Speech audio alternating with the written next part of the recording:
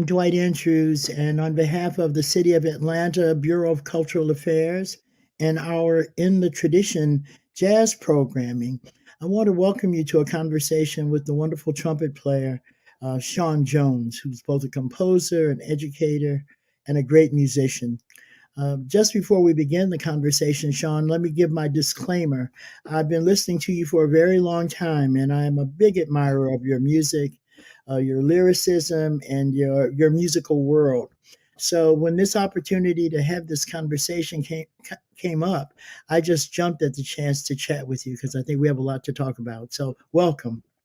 Thank you so much, Dwight. It's great to be here, and it's great to talk about this wonderful event that's coming up here soon. Absolutely. Well, I want to focus our conversation on you and your music because you have such an expansive career. And in some ways, you've been an enigma for me because you're very, very hard to kind of pinpoint because I hear you in so many different musical settings. So let me just begin by just asking a little bit of about your formative years, how you got to determine that music was going to be your vocation. When did that happen for you, and how did it happen? Well, that's a great question, and my career is sort of expansive in that in that way, and perhaps that's because I'm a Gemini. We get bored very easily, so I like to do a lot of different things. Mhm, But it all stems from the church. I grew up in a Pentecostal church, specifically the Church of God in Christ, St. James Church of God in Christ in Warren, Ohio. mhm. And the minister of music that was there, his name is Eddie Howard Jr. Eddie Howard Jr. is a fantastic organist and a wonderful pianist. If you're familiar with the Anita Baker Body and Soul Of track, course, he's the yeah. pianist Ah, on that track. So I grew up listening to him, and he was also a member of Fred Hammond's commission back in the day for us for a while. mhm, So I would hear all of this stuff Sunday morning. I would hear things that sounded like blues, jazz, some hip hop, even beginnings of mhm, hip hop. I would hear all of these things in his music, not knowing really what it is because of the environment that I was in. mhm, mhm. You know how the Pentecostal church is. You know, if it ain't church music, Yeah. they Mhm, don't want you to check it out. So he was playing all of this in the church. I'm like, wow, all of this is gospel, contemporary gospel music. But the roots were blues, jazz, hip hop, funk, soul, all of these things. And I just sort of naturally moved into that direction. And I would say that the definitive choice to become a musician happened when I was in the 10th grade. I was 16 years old and I had a teacher. Actually, she's one of the reasons I wanted to become a teacher. Her name is Suzanne Fowley. And she mhm. had an assignment for us. And the assignment was to write a letter to our parents telling them what we'd be doing 10 years from that moment. Oh, And so interesting. she said, yeah, she said, stream of consciousness, grab a pen, just write. And so I was like, oh my God, geez. Dear mom, I will be a college professor because at the time I really liked to teach. I was teaching at a local music store, and I noticed that all the college professors had nice cars. And so I figured, all right, they're doing what they want to do. They're playing music and they got nice cars. I'll go in that direction. Good So, combination. yeah, so I decided to be. I said I'll be a college professor. I will be a recording artist, and I will be Wynton Marsalis's friend. All right. Those three things. And she Mhm. still has the letter, my mother, to this day. And what that did was for me, it sort of just made my thoughts and my aspirations real on paper. Hmm. And when they became real on paper, I said, well, I got to go in that direction. And it was not without much trial and error that I would, in 10 years, all of those things would come to fruition. So that's just a little bit of a snapshot of how it all happened. So when you made this choice, at least mentally, were you also committed to the discipline that it takes to become the musician that you become? In other words, once you decided that music was it, I mean, you decided in some ways kind of late to to be a player on the level that you are. Then did you jump in with both feet, practicing all the time, playing all the time, or how do you describe those early years?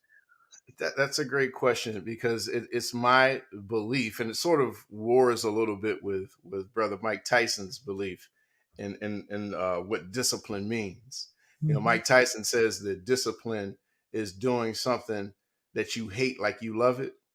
Well, my whole thing is if you're doing something that you love, the difficulty of enacting it is not a chore. You don't Mhm. have to hate it. It's kind of like Joe Clark's definition of it. He says discipline is not the enemy of enthusiasm. Right. Right. Yeah. Yeah. So I think for me, the idea of, you see this record collection behind me, the Mhm. idea of sounding like these spirits that are behind me was the Mhm. motivation. It was the discipline itself. So I couldn't stop unless I felt that an album of mine deserved to be on the same shelf as theirs. And so that's kind of what I teach now in college. Said first of all, you have to decide whether or not you love this. And you decide whether or not you love this or love it enough that the difficulty of doing it does not ever trump the joy of doing it, if Yeah. that makes sense. Yeah. So it never really was a thing to me. Yeah. Well, that's a great lesson, whether someone is a music student of yours or not. But if you love it enough, um, getting there will not be a chore. I think that's a great lesson for anybody to hear in any aspect of life. But let's Yeah. talk about those spirits over your shoulder. In terms of your own musical inspirations, I hear so much of our tradition in your playing. But were there particular musicians, trumpet or otherwise, that were formative to you and your understanding about where you wanted to go? Yes. Thank you for saying that you hear the lineage in my music. That's very important to me because I would not be here talking to you right now if it wasn't for the masters. Hmm. And it's my role to be an extension of them. They're the root. I just want to make sure those branches and leaves are strong. Hmm. So I appreciate that. But I have what I call my jazz trumpet holy trinity, and that is Freddie Hubbard, Hmm. Woody Shaw, Hmm. and Clifford Brown. Oh, wow. Yeah. So if you could take the three of them, put them in a bowl and mix them up, and sprinkle a little gospel on top of them, that's Hmm. me.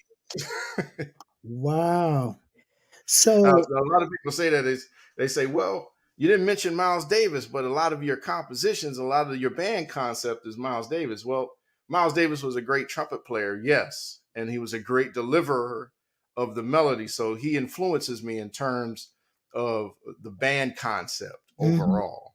So that's the mhm, Miles Davis influence, mhm. band concept and his relevance in the specific time that he was in. But as far as trumpet playing goes, those are the three. Interesting. Now, I would have, if I was going to do a blindfold test, I would have guessed the first two, that is Woody and Freddie, because I think you have the zeal, the kind of, there's a fierceness to Freddie and Woody Shaw that it is like take no prisoners when they're in it. And so, but Brownie is a little bit of a surprise. So, when did you get introduced to the music of Clifford Brown? In high school, I was Huh, introduced to the music of Clifford Brown, and the first record that I heard of him was a Basin Street record, huh. and I remember April on that. It was like I was just enamored by his cleanliness Yeah. Mm-hmm. and also the joy in his sound.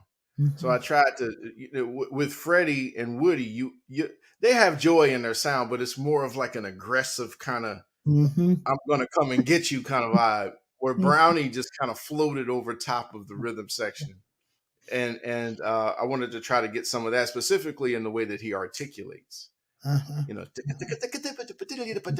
Yeah, yeah, it yeah, almost sounds like a tap dancer. You know yeah, what I yeah, mean? yeah. So I wanted to get a little bit of that articulation in there. Interesting. So I want to bounce around because there's so many things I want us to talk about, but just in terms of your own musical sense of the history, the legacy, and now your role influencing other musicians as you come along. What do you think are the challenges of getting a good jazz education? I mean, you described being introduced to Clifford Brown in the 10th grade or early on, but I'm wondering, in Now that we're studying jazz in conservatory, um, what are the upsides and what are the challenges of learning the music in the walls of a conservatory versus in the back of the club, which is where I learned in Detroit. Listening to Marcus Belgraves and those guys. We didn't Yeah, study it man. in school, but so now you've seen it from in and out. How do you incorporate it in your teaching? Well, you kind of have to have both. And I appreciate you mentioning Brother Belgrave. Um, Mhm. I get a little emotional when I think about him because he is one of my teachers. I Really? Yeah, I used to call Marcus up. I used to take a bus, a Greyhound bus from Warren, Ohio to Detroit to go take lessons with Marcus. Wow. And he was saying, man, check this out. Marcus with Brownie, there was this thing that Brownie used to play. I mean, it was like crazy. I couldn't figure it out. I said, Marcus, how you do that? And you say, oh, Sean, it's just like this. Do that. And I'm like, Huh? okay. So, I appreciate that. And that's how those cats, they taught. They showed you how to do it Right. versus explain how to do it, Right. Right. which is the ultimate level of apprenticeship. Hmm. And really truly how you learn. You learn by imitating. Right. And I think those cats really truly understanding that. And I think that you mentioned some of the challenges of being in higher academia now versus being in I'll call it the club or the society of music, if Hmm. you will. Hmm. Um, I personally don't believe that you could have a successful career without being in the society of music, being in the group and in the community that fosters that level of musicianship in the specific area that you are. So the challenge is when folks go to a university, oftentimes that university is away from the community that they were in. So they are learning a new community while getting a formalized education. So a lot of Hmm. students, specifically this past year in the pandemic, first year students, they struggled with that because you Hmm. couldn't get out in the community in a real way. The venues, yes, there are clubs, but there are multiple venues that have the music. They couldn't go there in person and hang out with people, so they're stuck kind of in their insular spaces, and Right. that was very difficult for them this past year. But it's been an ongoing issue in that you don't have as many of those informal venues for students Hmm. to go and hang out. You got a lot of concerts happening. I Right. don't, I think one of the misnomers now is that, oh, there's no jazz around, there's no clubs. Well, there aren't a lot of clubs, but there are a lot of places that have jazz, Yes. a lot of Right. places that have it. It's Hmm. just that it's much more formal than it Hmm. once was. And Hmm. I think the challenge is that we have to create more informal settings for the music so that the organic learning process is equivalent to the sort of prescribed process of learning, meaning you take this class, you learn this chord, you learn this Hmm. tune, da, da, da, Hmm. da, da, da, and you get Hmm. this degree. But you Hmm. need both. And that's why at Hopkins here, I'm actually designing, and we're in the process of designing and revitalizing a curriculum to deal with both aspects of their musicianship. Now, the pros of being in higher academia is that you come in with a peer set. You Hmm. come in with a group of individuals that are like-minded and not like-minded, Hmm. and you have to get along with them in ensemble settings, whether you like the bass trombone player or not. You Right. gotta you gotta work with them.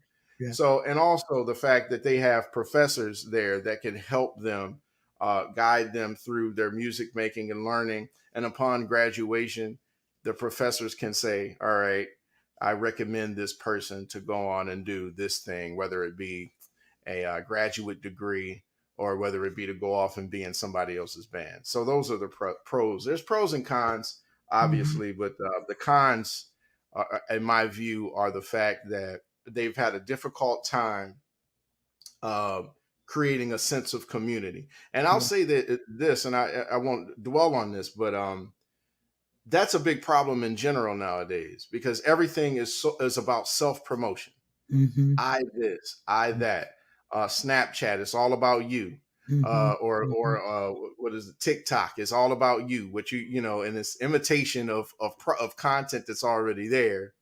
So there's a lot of self promotion right now at the expense of the collective energy of the group. And what I mean by the group is the broader expanse of where music is going right now Mm-hmm. Mm-hmm. in terms of how it will uplift the entire culture, Mm-hmm. the entire culture. Mm-hmm. When you got everybody talking about themselves and Mm-hmm. not a lot of people talking about the group, then you Right. have a problem. Yeah. Well, it's to the benefit of Peabody that you have this expansive concept uh, because of your own experience, right? Both in school and out of school. Yeah. But that kind of passion and experiential learning that you've done will certainly inform the experience that the young people get at Peabody. So you're going to be a great asset because of your, I'll call it your bilingual experience, right? We share Marcus in a really important way because I grew up in Detroit and, I can't tell my Marcus Belgrave stories in kind of public conversation. But as a teenager, much like you, I would go and just sit up under Marcus in all situations. And I used to hitchhike from college, from Ann Arbor, to get to Detroit to take Wow. a lesson with Marcus and Teddy Harris and Harold McKinney and Kenny Cox. I mean, there were elders in Detroit who all you had to do was say you wanted to do that apprenticeship, right? You Mhm. didn't have to be a good player. You just had to be committed to jumping in. And like you said, Marcus would say, no, with that gravelly voice and say, let me hear that again next week. And, that would Yeah. just send you off. And he is as much a part of my musical education as anything I got any place. Marcus Belgraves, you're right, is at the center because he showed you by doing it, Yeah. literally. Yeah. Interesting, interesting. So let me ask you a slightly provocative question. I have colleagues, and you probably have them as well, who, as jazz has become a part of the conservatory experience, I've had a lot of the older heads lament that, there are not enough brothers and sisters in the conservatory. So they feel like they're passing on the tradition, but not necessarily to the community that they would have hoped. And I don't know if that's an issue for you either at Peabody or certainly at Berkeley. I mean, the minority representation is a question. So how do you see that? And maybe that's not significant at all. Um, it is significant in that there are so many facets to this, and the only pushback that I have regarding this is that there are a lot of folks that come out of the gospel tradition right now that are trailblazing in the scene, not just the jazz scene, but the pop scene, the R&B scene. Mm-hmm. And if you take away the sound of contemporary gospel music and musicians, you don't have much of the pop, country western, R&B specific, you don't have much of that production quality there if you take them Mm-hmm. away.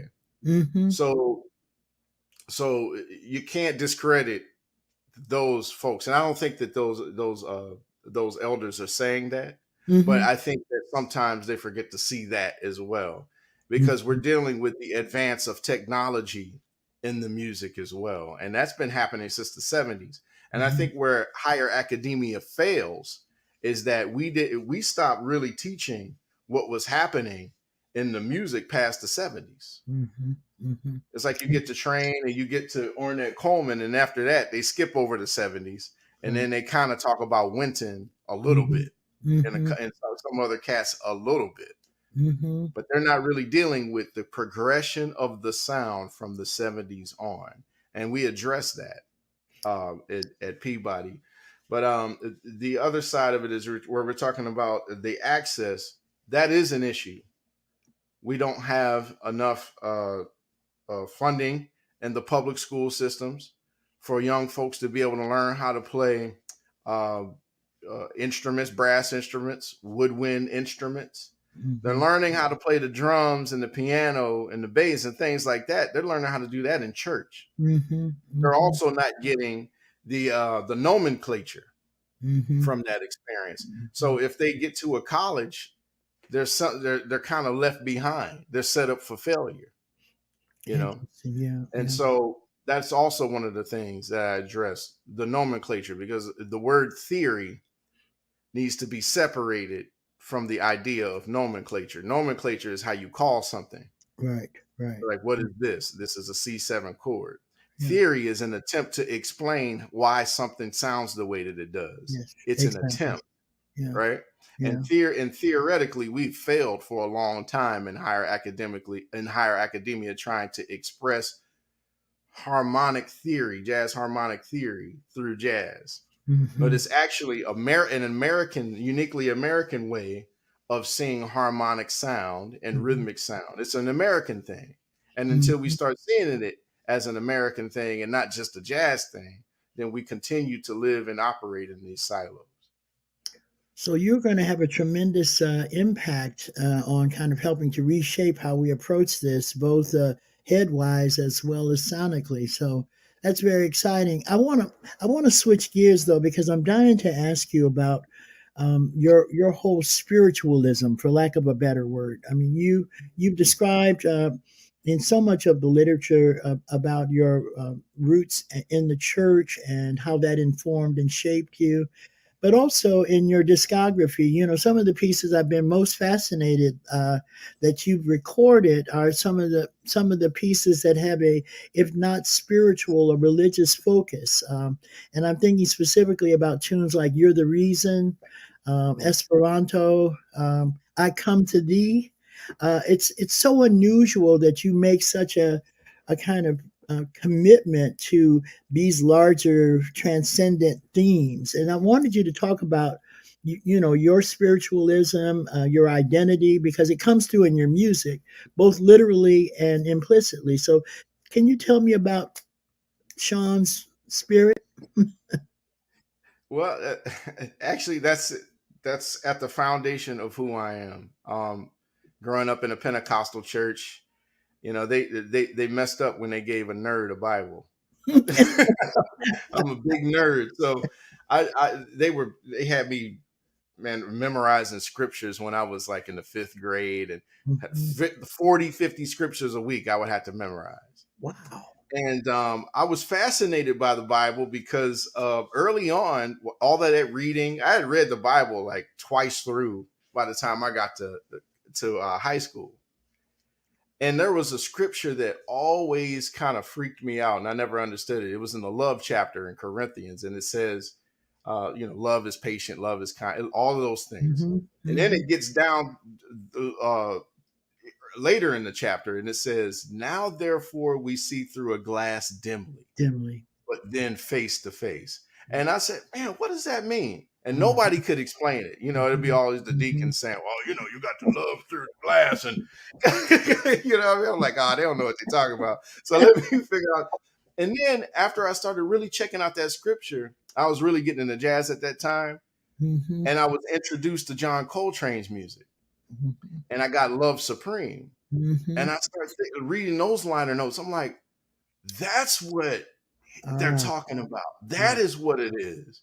Like Mhm. John Coltrane is talking about the oneness of all things, how Yeah. everything is connected, Right. and it just opened my mind up, and it sort of Mhm. took me down this path of universalism through the lens of Christianity. Mhm. Let me say that Mhm. again. Universalism through the lens of Christianity. I still speak that language because I know it the best. I know Mhm. Christianity the best, but I don't speak it through the hell and fire and brimstone thing. It's all metaphor for me. Heaven is Mhm. right now. Mhm.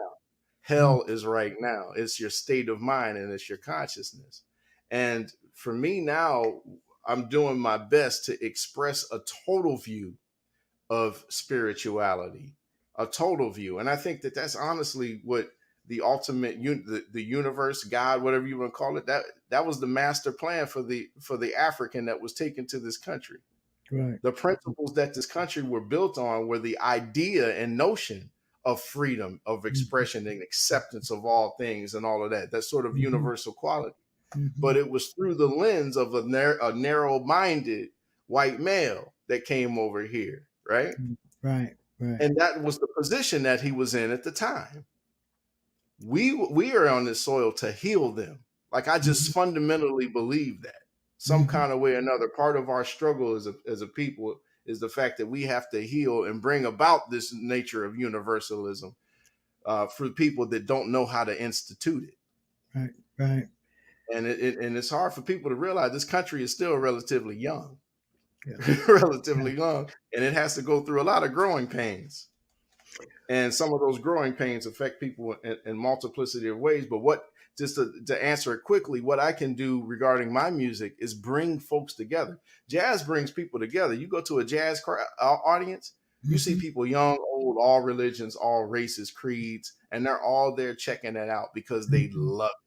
They're mhm. not there to really be seen because it's not a crowd to be seen in. They're Right, not really there to floss because it's not a crowd to be floss in. They're there for a communal experience. right. And so it's my job as the curator of musical events during that time, which is the concert, to to to to orchestrate that communal experience. And that's ultimately going to rise all consciousness and spirituality. So that's kind of where I am now. And I'm going to keep doing that. And it requires me to have my chains off. And so Right. I'm constantly diving into more and deeper levels of spirituality. If you see up on here behind me right there, that's Jimi Hendrix, who I feel Mhm, was ultimately one of the most spiritual people mhm, that ever walked the face of the earth. And Jimi Hendrix said, I used to live in a room full of mirrors and all I could see mhm, was me. But then I mhm. took my spirit and I crushed those mirrors. Now the whole world is there for me to see. Now therefore I see through a glass dimly, Yes, but then yeah. face to Face to face. face, right. Preach on, Sean. I'm gonna have to come and have you spend some time in my pulpit. I hear you. No, no, man. I'm saying amen throughout. But I'm curious because you've said so much. It's interesting that you have this perspective coming out of a Pentecostal Kojic background, which we don't oftentimes think of Pentecostalism and Kojic as being the most open minded, Christian tradition. So, what opened you up in the way you've been acknowledging Train and Hendrix and all these other spirits?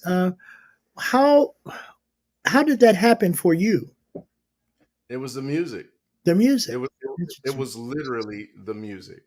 Hmm. The music did it. And also growing up, growing up in church, Pentecostal, you got the shouting music going on and people get, catching the spirit Mm-hmm. and all of that. And to me, the catching the spirit, that's just a way of let go.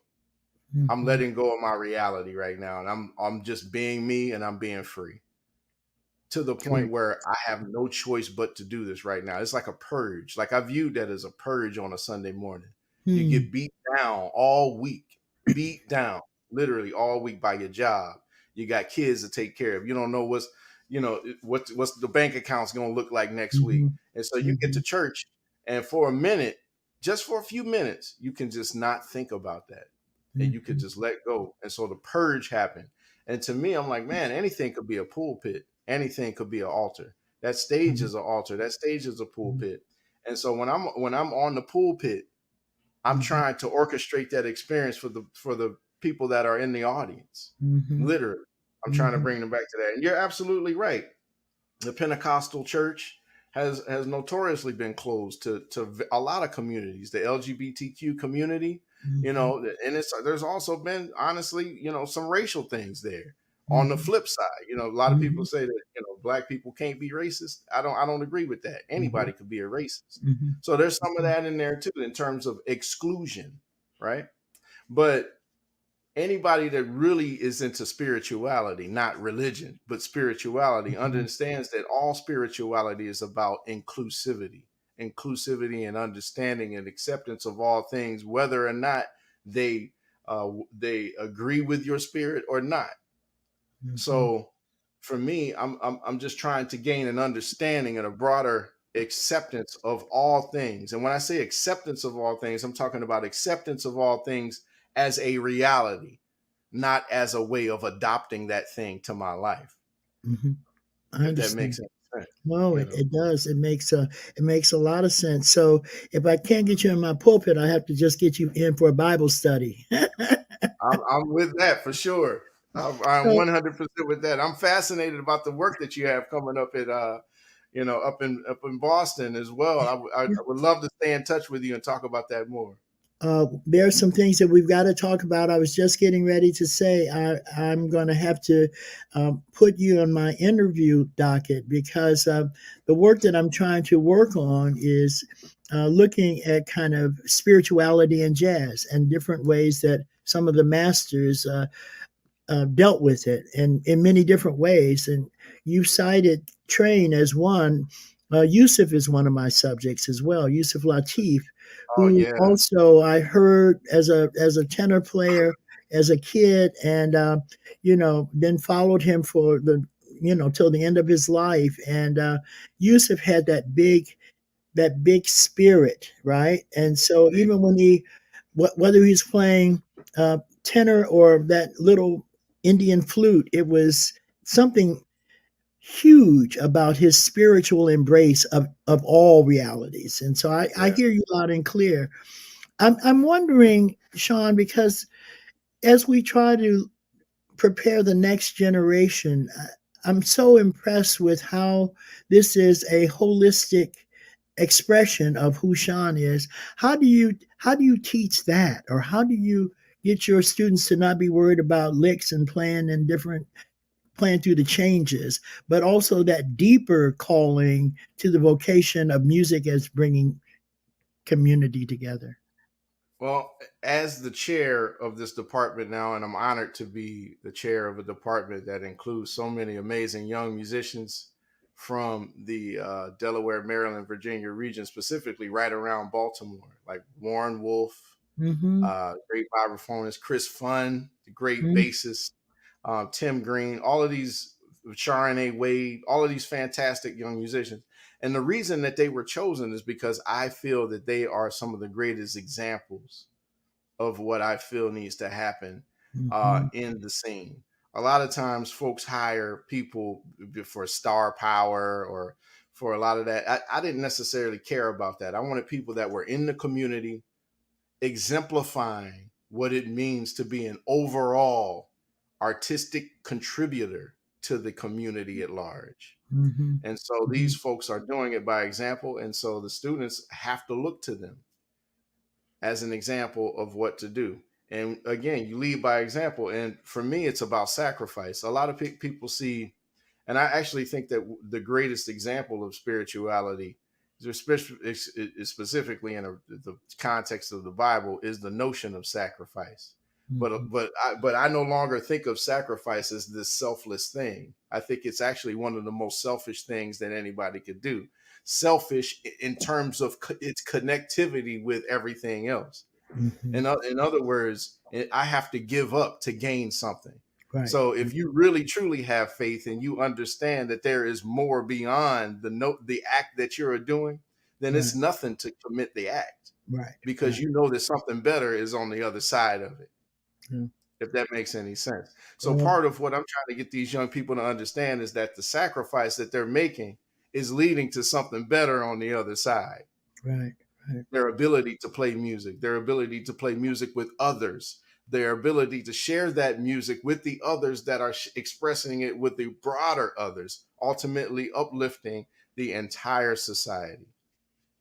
That's very powerful. It is. You've described the way in which, for example, if you love something so much, you got to be willing to let it go, right? You, like That's the right. scripture says, in order to find yourself, you have to be willing to lose yourself in order to find Yeah. yourself. So there's a certain kind of tension between sacrifice and generosity, right? That you kind of describe, which I think does begin to open all of us as artists up to what we're really doing, right? Which is not just creating a tune or a sound or doing a gig, but it's transformative because we're giving it away. Yeah. We become the vessel, which is what Train's lesson is. And that's why become so fascinated with this whole idea of kind of spiritual vocation within the music of jazz. And you've hit on all the points of why jazz does that. It builds community, it gives you an understanding of self in the context of the collective. It is always bigger, more than just the sound, it's the spirit. So Mhm. I mean, you are an inspiration. Listen, before we wrap up, two things. I want to gig with you. I want you to call me. Let me get my tenor because you have such an expansive spirit. At some point, we will get a chance to play together. And I would I'll love also, that. yeah, Absolutely love it. I just would love that. And then finally, I want to know if we want to find your music, find some of your projects. Are there things that we should know about, or are there access points that we can, check out Sean Jones and your wonderful music? Yeah, you could check out my website, sean-jones.com. You could also check me out on Instagram, Facebook. I'm real easy to find. Sean Jones Jazz on both of those.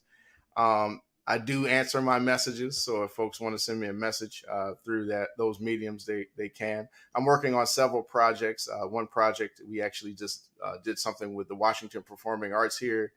Brene Ali and myself, it's my wife. She's a fantastic tap dancer and vocalist, and we do a project together called Dizzy Spells, which is an investigation of Dizzy Gillespie's life through the Baha'i faith and Afrofuturism. So, with your project that you're working on, that's Oh, something I'm sure brother. you want to check out.